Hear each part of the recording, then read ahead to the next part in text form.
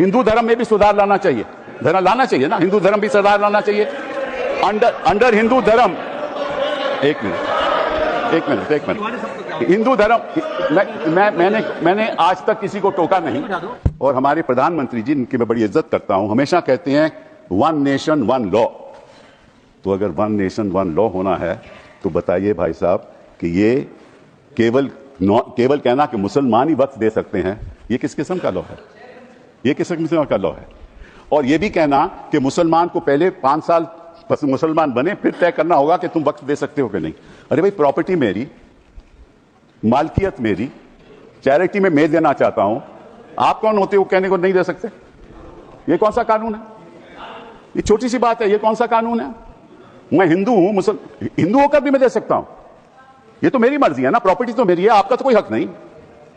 तो पहली बात तो ये कि ये आपने प्रावधान रखा क्यों?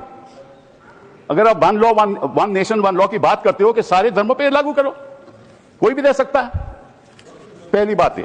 दूसरी बात, एक नड्डा साहब ने बड़ी अच्छी कही कि देखिए ये कितनी एकर्स प्रॉपर्टी औकाफ की है, वक्फ की है। मैं उनको बताना चाहता हूं कि there are 32 Waqf boards in this country in different states merely supervise administration of waqf properties in their respective states. But please note kar lijiye Nada ji, total area of Hindu religious institutions in Tamil Nadu, Andhra Pradesh and Telangana respectively is 4,47,000 in Tamil Nadu, 4,65,000 in Andhra, 87,000 in Telangana, 723 acres with Tirumala Tirupati Devasthanam, and thus it comes to 10 lakh acres only in 4 states. And आप कहते हैं कि देखिए औकाफ में 8 लाख एकड़ है। अरे भैया, आपके हिंदू टेम्पल्स में भी इतनी संपत्ति है, वहां आप क्या कर रहे हो? बाकी स्टेट्स में देखो ना। अच्छा, और ये नहीं कि हर धर्म में सुधार नहीं होना चाहिए, उतार होना चाहिए, मैं आपके साथ सहमत हूं। हिंदू धर्म में भी सुधार लाना चाहिए, लाना चाहिए ना, हिंदू धर्म भी सुधार लाना चाहिए। अंडर हिंदू धर्म, एक मिनट, हिंदू धर्म, मैंने आज तक किसी को टोका नहीं, मैं केवल छोटी सी बात रख रहा हूं आपके सामने। हिंदू धर्म में भी सुधार होना चाहिए। अब हिंदू धर्म के अंतर्गत अगर कोई सेल्फ एक्वायर्ड प्रॉपर्टी हो तो वह अपने बेटों को दे सकता है, बेटी को नहीं दे सकता। कहता है मैं नहीं दूंगा अपनी बेटी को। इस्लाम में भी है कि भाई को ज्यादा मिलेगा और बेटी को कम मिलेगा, इस्लाम में भी है। वहां वक्त से द्वारा सुधार हो सकता है, यहां कोई सुधार नहीं हो सकता। तो आप अगर महिलाओं की बात करते हो तो एक कानून लाओ कि हिंदू लॉ में कोई अपनी सेल्फ एक्वायर्ड प्रॉपर्टी केवल बेटों को नहीं दे सकता, वहां महिलाओं का हक होना चाहिए।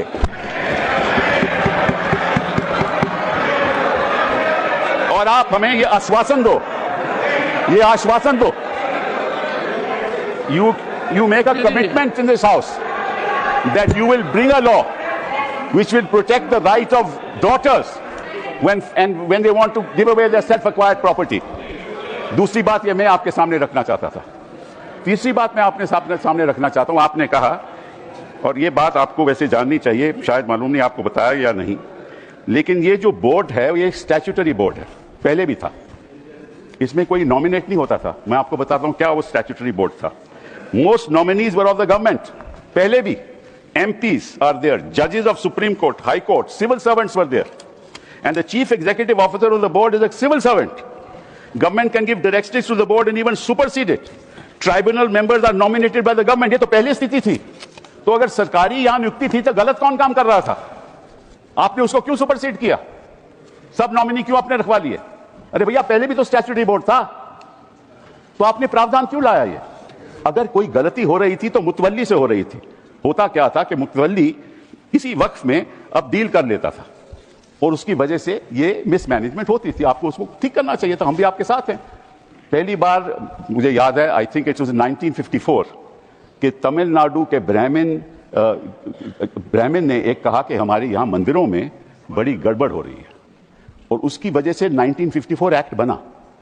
तो गड़बड़ तो सब जगह होगी, आपकी सरकार में भी बड़ी गड़बड़ हो रही है, वो भी हो रही है, वो ठीक है, वो तो गड़बड़ तो होती है। तो अब आपने क्या किया? अब बड़ी इंटरेस्टिंग बात है, आपने क्या किया? आपने कहा कि भैया अगर कोई, सर देखिए, आपने सबको 15-15, 20-20 मिनट दिए, मुझे 10 मिनट दे दीजिए, ज्यादा नहीं मांगता मैं। थोड़ा सा सर, कपिल जी, हाँ मुद्दे की बात कर रहे हैं हम, कोई पॉलिटिक्स की बात नहीं कर रहे। नड्डा जी ने कहा कि यहाँ कोई पॉलिटिक्स की बात नहीं हो रही क्योंकि देश के भविष्य का सवाल है sir. Therefore the other thing I want to say कि पहले क्या होता था कि ये जो वक्फ प्रॉपर्टी पे इंक्रोचमेंट होती थी, अनऑथराइज्ड इंक्रोचमेंट होती थी, लोगों की अनऑथराइज्ड इंक्रोचमेंट, और सरकार भी इस पे कब्जा कर लेती थी। इसलिए जो लिमिटेशन प्रोविजन लाया गया उसमें यह रखा गया कि जो 12 साल का लिमिटेशन ऑर्डिनरी लॉ में है वो नहीं है। किसी ने गलत तरीके से वक्फ प्रॉपर्टी का कब्जा कर लिया तो अगर लिमिटेशन की बात आएगी तो 12 साल के बाद वो उसको चैलेंज नहीं कर सकता। आपने वो वापस लिमिटेशन ले आए, मतलब कि उनका अनऑथराइज्ड कब्जा कायम रहेगा। तो ये तो आप इंक्रोचमेंट्स का साथ दे रहे हो, इंक्रोचर्स का साथ दे रहे हो। मतलब कि जो वक्फ प्रॉपर्टी में गलत कब्जा हुआ है वो कब्जा वैसे ही रहेगा क्योंकि 12 साल बीत जाएंगे। ये किस किस्म का प्रावधान आप लाए हो? आप प्रोटेक्ट कर रहे हो वक्फ प्रॉपर्टी को कि इंक्रोचमेंट्स को प्रोटेक्ट कर रहे हो? फिर साथ साथ में आपने ये कह दिया कि district magistrate has the full power to decide as to whether it is waqf property or not. This is what you have said.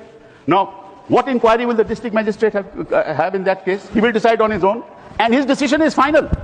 You were talking about Article 21 of the Constitution and said कि ये जो वक्फ जो council है इनका decision कैसे final हो सकता है, वक्फ बोर्ड का डिसीजन कैसे फाइनल हो सकता है, ये तो चैलेंज ही नहीं हो सकता in a civil court.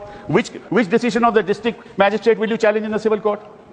You have said in this law that the decision of the district magistrate is final, and when he decides that this property is not waqf property, that cannot be challenged till he gives a final decision. So you can't deal with that property. You give finality to it. और वो जो आपने रखी है बात कि ये जो इंडाउमेंट्स हैं, ये जो वक्फ है, इसकी जो ट्राइब्यूनल की डिसीजन है ये फाइनल रहता है, ये आपने कहा ना। नो, अगर वो वक्फ ट्राइब्यूनल का डिसीजन फाइनल रहता है तो सिविल कोर्ट को तो कोई हक नहीं उसको चैलेंज करने के लिए। यही बात हिंदू इंडाउमेंट्स एक्ट में है। हिंदू इंडाउमेंट्स एक्ट में जो उनका मैनेजमेंट है उसका डिसीजन फाइनल है। Thank you Kapil. तो अगर हिंदू इंडाउमेंट्स का डिसीजन फाइनल है वो तो आपको कोई आपत्ति नहीं, यहां ट्राइब्यूनल का डिसीजन फाइनल है तो आपको आपत्ति है। Thank you Kapil ji. ये है sir, thank you sir. Sir last Shri 1 second sir, last 10 minutes sir, last sir, okay last sir, the only, देखिए ऐसा है 2000 चैनल के साथ जुड़ने के लिए सब्सक्राइब करें और बेल नोटिफिकेशन दबाना ना भूलें।